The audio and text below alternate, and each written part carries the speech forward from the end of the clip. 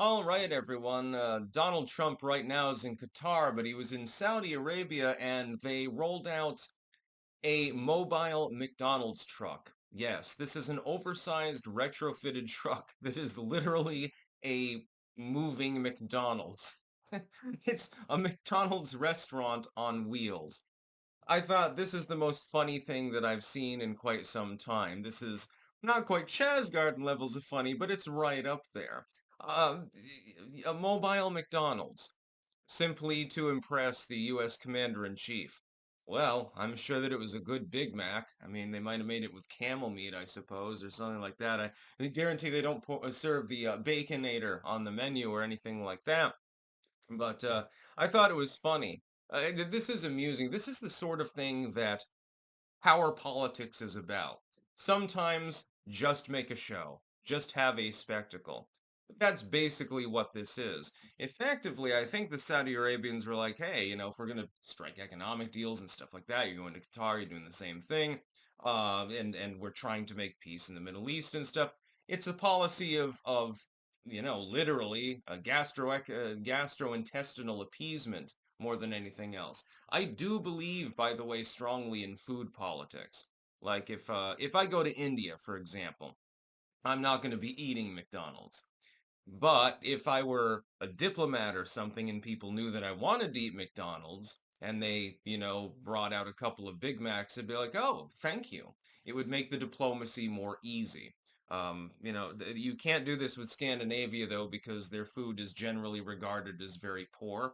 Uh, just saying, there's a reason why Bourdain said that he would never go back to Sweden, for example, or Norway. There's a reason for this. Yes, we took this fish, gelatinized it raw, and then buried it in a pot in the ground for several months.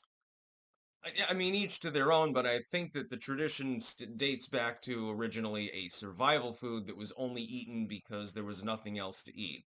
Same with patal and things like that. I never got a chance to try that, unfortunately, because by the time it had arrived, it was questionable as to whether it was actually edible. I thought this was funny, but I think that Trump should do a power play of his own, right? I think that he should get a goddamn base crawler and put a gigantic ass series of restaurants on it, and then invite the Saudi leadership over. He says, "Oh, you remember when you trotted out the mobile McDonald's? Look at what I've got." That would be, this would be hysterical. It would also be diplomatically appropriate, by the way. Clearly, they were trying to impress him because everyone knows that he fucking loves McDonald's. Everyone knows that. So they trotted out their McDonald's truck. And Donald Trump can say, hey, I've got a base crawler. It's big and beautiful. You can get McDonald's, you can get Burger King, you can get Wendy's, and he should have all like the big brands, like Five Guys, get all the big brands in there, get a Chick-fil-A and everything else, and then take the diplomats inside of it, and then light it up so that it looks like Star Wars or something like that. That would be hilarious. By the way, speaking about food oddities, which is big in the news lately, I've noticed, at the Iowa State's Fair, actually, which Melania is going to oversee when the United States celebrates its anniversary, apparently there are going to be kiosks for every state. I intend to attend because I want to eat at every single kiosk. It might be difficult because everyone has their limitations as to how much food they can eat before they either pass out into a food coma or begin vomiting. It'll be funny to see the Vermont one. I can guarantee you maple will be on the menu. There's no possibility that the Vermont kiosk will not involve maple. It's just like the Wisconsin kiosk is obviously going to contain cheese. Well, you could definitely do worse.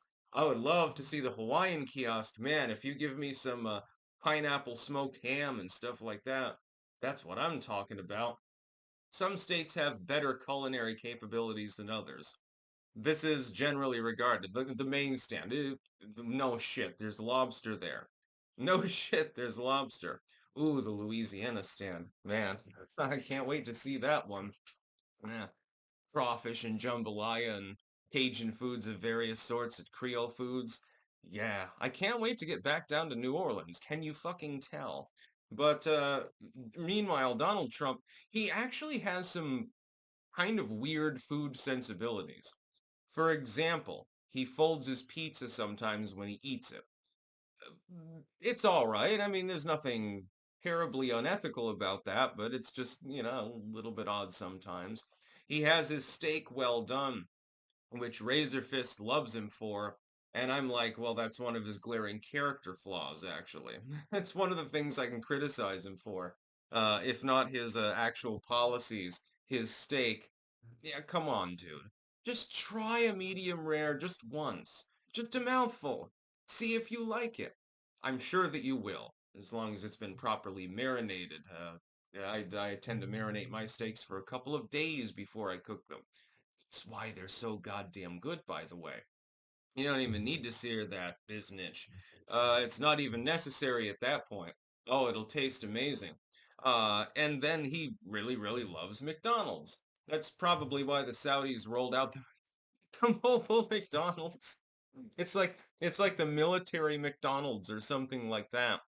Yeah, we send it to the front lines all the time. The soldiers need their fries and their milkshakes and shit like that. It's necessary when they're fighting the Houthis. I thought this was exceptionally hilarious, actually. Link in the description, you can see a picture of it for yourself. Oh man, I had fits laughing about this one, and not without good reason.